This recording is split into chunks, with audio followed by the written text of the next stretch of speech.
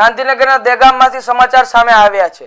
દેગામ તાલુકાની કડજોદરા જિલ્લા પંચાયત બેઠક પર કોંગ્રેસના ઉમેદવારે વિજય મેળવીને પક્ષ વર્ચસ્વ જાળવી રાખ્યું છે।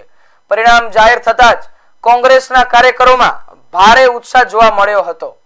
કડજોદરા બેઠક પર કોંગ્રેસના ઉમેદવાર જીત હાંસલ કરતા જ કાર્યકરોએ વિજય ઉત્સવ મનાવ્યો હતો। જીત બાદ વિજેતા ઉમેદવાર તમામ મતદાતાઓ અને પક્ષના પાયાના કાર્યકર્તાઓનો આભાર વ્યક્ત કર્યો હતો। ઉમેદવારે પોતાની જીતને જનતાનો ભરોસો ગણાવી જણાવ્યું હતું કે જ્યાં પણ જનતાને મારી જરૂર પડશે ત્યાં હું હંમેશા તેમની સાથે રહીને પ્રશ્નો ઉકેલવા કટિબદ્ધ છું।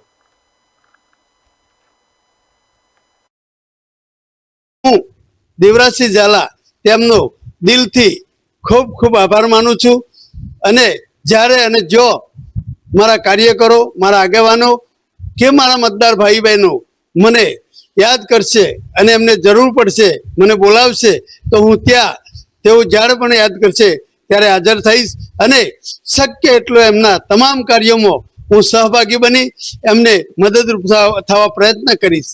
જય હિન્દ, જય ભારત।